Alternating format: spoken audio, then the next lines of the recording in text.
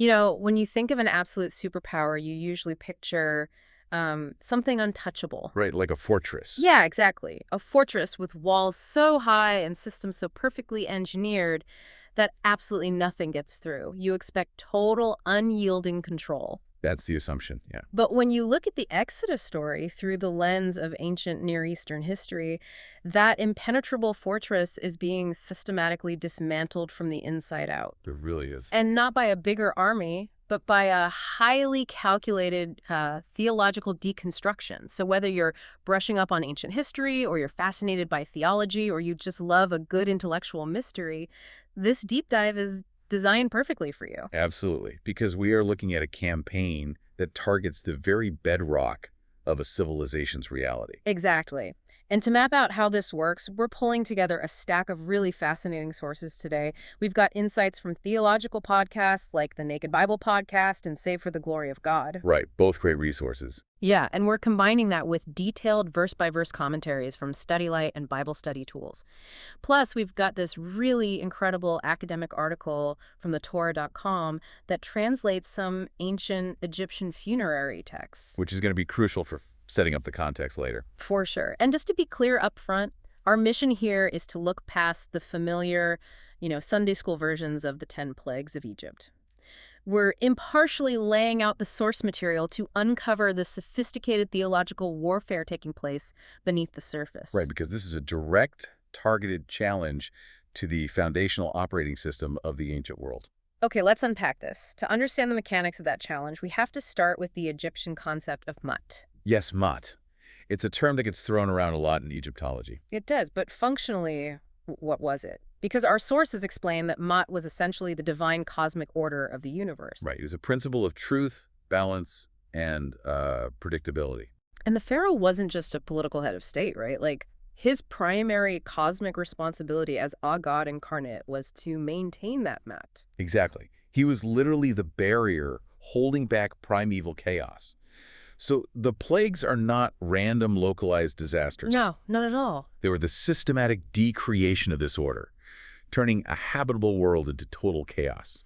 It's like, well, if Mut is the operating system of the Egyptian universe, this narrative reads like a master hacker systematically bypassing every firewall a massive tech company has. That is a perfect analogy. Right. Like, the goal isn't just to cause random property damage. The objective is to publicly humiliate the administrators, bypass the security protocols, and prove to the world that the people supposedly running the universe have zero control. Zero control over the levers of power. And the first target in that hacker campaign is the Hartumim. The Egyptian lector priests. Right. These were the religious elite, the sages and ritualists who possessed the secret knowledge required to help Pharaoh maintain Mut. And this is where the methodology gets incredible. I was digging into the historical context of the third and fourth plagues, so the gnats and the flies. Oh, yeah, the purification rules. Yes. According to the ancient Greek historian Herodotus, Egyptian priests were obsessively dedicated to ritual purity. Like, they shaved their entire bodies every other day. Every other day, just to ensure no lice, vermin, or dirt could touch them. Right, and they wore only specific linen garments. Because if a priest was ritually unclean, he was strictly forbidden from entering the temple complexes. He couldn't feed the idols. He couldn't perform the daily rites. He couldn't sustain the gods. Exactly. So think about it.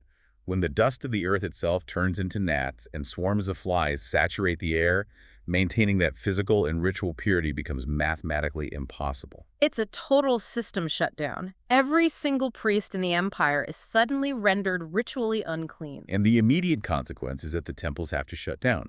The daily rituals required to keep the cosmos running cease entirely. Which is brilliant and terrifying. And the physical toll escalates so rapidly. By the time we reach the sixth plague, the boils breaking out on man and beast, the text explicitly notes that the magicians couldn't even stand before Moses. Right, they're physically incapacitated. The entire Egyptian religious infrastructure is effectively paralyzed at that point. And because the religious vanguard is completely neutralized, the narrative causality moves up the chain of command. Because the priests are out of the way. Exactly. So the plagues begin dismantling the Egyptian pantheon itself, deity by deity. By exposing their inability to perform their core functions. Let's track that escalation, starting with the terrestrial gods. Sure, take Hecate, for example. The frog-headed goddess of fertility. Right. In Egyptian mythology, she assisted the creator god Khnum by breathing life into humans on his potter's wheel. She was a midwife figure. And importantly, she was believed to control the annual flooding of the Nile and the frog populations, right? Which were symbols of a fertile harvest. But look what happens in the second plague. The frogs multiply so exponentially that they invade the homes, the ovens, the bedchambers. So a symbol of life and fertility is twisted into the suffocating curse of overabundance. And Heket is entirely powerless to stop her own domain from suffocating her people. Wow. And the societal infrastructure continues to collapse in the fifth plague, the pestilence on the livestock. Which is a massive blow. This is a direct strike at the very heart of the Egyptian economy and their sacred symbols. We're talking about deities like Apis, the sacred bull, and Hathor, the cow goddess. Yeah, the Apis bull wasn't just a symbol. A living, carefully selected bull was pampered in the temple at Memphis and worshipped as an incarnation of the god Ptah. Right, these animals represented vitality and protection, so the ontological shock of watching the sacred Apis bull or the herds dedicated to Hathor just drop dead in the fields from a discriminatory virus. It would have been paralyzing. It creates an immediate logistical and theological crisis. I mean, if the gods of the earth and the livestock cannot protect their own physical avatars, the Egyptian populace would naturally look upward. Right, thinking, if the earth is corrupted, surely the sky gods hold the line. Which sets up the seventh plague perfectly. It really does. The Egyptians relied on Nut, the goddess of the sky, Shu, the god of the atmosphere, and Tefnut, the goddess of moisture. They hold jurisdiction over the heavens. Yet this terrifying, localized storm of hail and fire flashes down to the earth, totally decimating the flax and barley crops. It completely mocks the sky deities. It demonstrates they have no sovereignty over their own atmospheric domain. Now, I was reading through the Barnes commentary on this, and he brings up a really crucial point regarding naturalistic explanations. Oh, right, the ecological domino theory. Exactly. For centuries, skeptics have tried to frame the plagues as a simple ecological chain reaction. You know the theory an environmental anomaly causes red algae, which kills the fish. Which drives the frogs to land, which attracts the insects, which spread a pathogen to the livestock. Right. If skeptics argue these were just a natural chain reaction of ecological disasters, how do we explain the geographical precision? Because Barnes completely dismantles that naturalistic theory by pointing to the boundary lines in the text. And that's the key. The ecological domino theory falls apart when you look at those boundaries. If this is a natural environmental collapse, it impacts the entire Nile Delta indiscriminately. But it doesn't. No, the text repeatedly emphasizes that the land of Goshen, where the Israelites resided, was entirely spared. There were no swarms in Goshen. The pathogenic pestilence didn't touch their livestock. The atmospheric anomaly of the hail stopped right at their borders. You cannot explain a highly localized discriminatory hailstorm or a targeted cattle virus with an ecological chain reaction. The precision is the point. It proves deliberate, targeted control that naturalistic theories just can't explain. Exactly. It demonstrates absolute sovereign intelligence over the phenomena. So, with the terrestrial and atmospheric gods thoroughly humiliated by the hail, Pharaoh realizes the structural integrity of his empire is failing. The flax and barley are gone, the livestock are dead. So he attempts to negotiate with Moses. He offers this compromise. The men can go worship, but the women and children must remain in Egypt as collateral. And Moses refuses. Right, which leads to a massive linguistic and theological showdown. Pharaoh responds with a fascinating threat. What's fascinating here is how he phrases it. In Exodus 10:10, Pharaoh arrogantly dismisses Moses and warns him, saying, "Look, you are up to no good," or in a more literal translation, "evil is before you." But in Hebrew, the word used there for evil is ra. Right. And phonetically, Ra sounds identical to the name of the Egyptian sun god, Ra. It's an intentional bilingual pun. It is a profound geopolitical threat. Pharaoh is effectively saying Ra is before you. Yeah. He's putting the supreme deity of the Egyptian pantheon on the table, threatening them with the ultimate power of the state. And interestingly, ancient Jewish interpretive texts, specifically within the Midrashic tradition, picked up on this nuance centuries ago. Yeah, they noted Pharaoh was claiming a star named Ra was rising against them. Right, like he was consulting his astrological charts and claiming to see this planetary alignment named Ra, signaling blood and destruction. He's invoking his ultimate god to end the standoff. Which is incredibly arrogant. Here's where it gets really interesting. Look at the response to that invocation of the sun god. It's the eighth plague, the locusts. The sheer scale of this swarm is hard to overstate. They consume whatever wheat and spelt survived the hail. It's total economic ruin.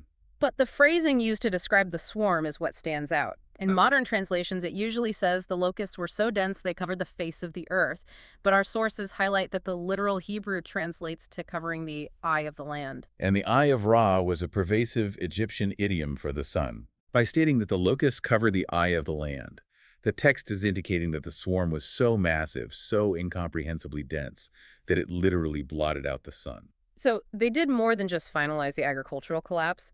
They plunged the entire region into an artificial shadow. Serving as a terrifying physical and thematic prequel to the direct assault on Ra that follows. Because the sun has been blotted out by the locusts, the stage is perfectly set for the ninth plague, the ultimate blow to the top of the Egyptian pantheon, Emun-Re. The sun god. And to understand the gravity of this three-day darkness, we have to look at the theology, how the Egyptians viewed the daily sunrise. Right, it wasn't just a meteorological event to them. Not at all. Every morning when Emun-Re rose in the east, it symbolized resurrection, new life, and a victorious battle against the forces of chaos. They believed that during the night, the sun god traveled through the underworld and had to battle a giant serpent representing primeval chaos. Apophis, yeah. So the sunrise was proof that Emun-Re had won the battle and recreated the world for another day. But when he sank in the west, he entered the realm of the dead. Therefore, a total multi-day blackout means Amun-Re is dead, He's trapped in the underworld. utterly defeated by the God of the Hebrews. The supreme deity of Egypt subjugated. Now, the physical reality of a darkness that could literally be felt is heavily debated.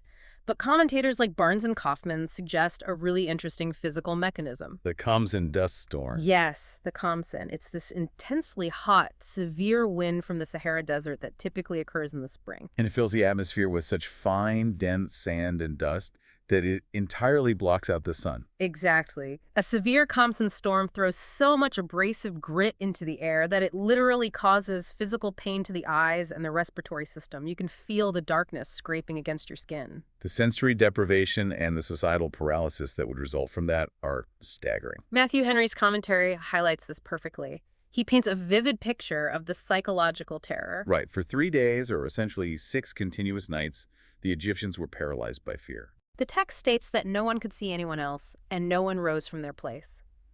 Imagine the societal breakdown. Sitting in your home, completely enveloped in a suffocating, painful blackness. So terrified, disoriented, and physically distressed that no one dared move from their bed to a chair.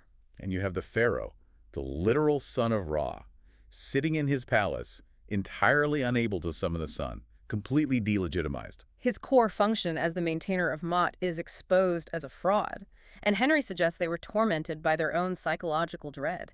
Sitting in the dark, listening to the wind, perhaps dealing with what the Psalms later describe as evil angels among them. Meanwhile, in an ultimate display of sovereign distinction, the text notes the Israelites had supernatural light in their dwellings. Yahweh is demonstrating that he is the sole architect of light and life, and he has entirely withdrawn it from the Egyptian empire. Which naturally leads us to question how the ancient Egyptians themselves processed these specific fears.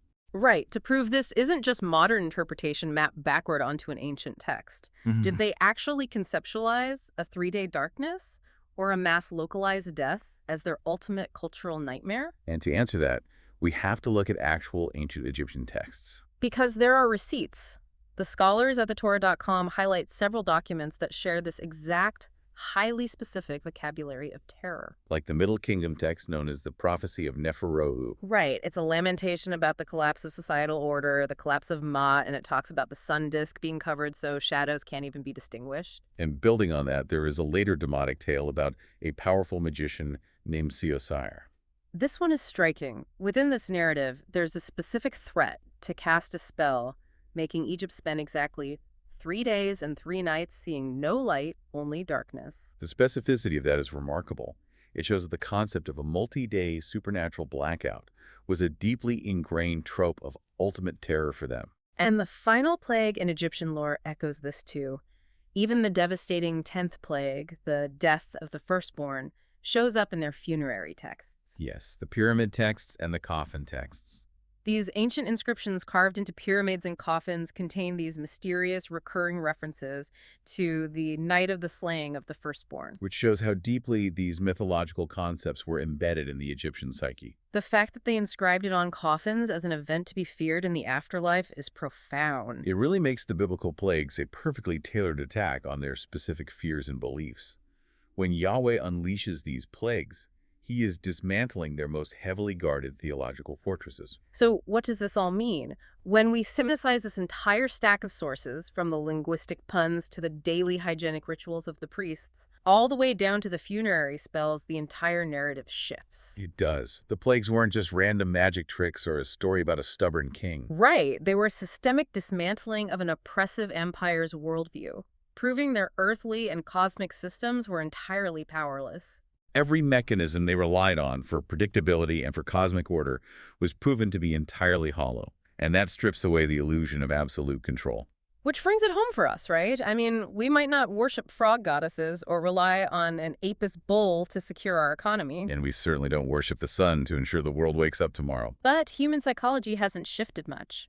We all rely on our own versions of Mutt. Our systems of predictability, control, and order that we think keep us safe. Whether that is our financial portfolios, our technological security, or just our carefully curated social order, we build our own unhackable fortresses and convince ourselves we are immune to the chaos outside. Because we think as long as we manage the systems correctly, we're in control. Exactly. But if the ultimate purpose of this historical decreation was to break a superpower's pride and force them to recognize a higher reality, well, it leaves you with a thought to mull over. It definitely does. What are the unbreakable systems of order in your own life today? What are the fortresses you've spent years building that might need a little disruption to finally help you see the bigger picture?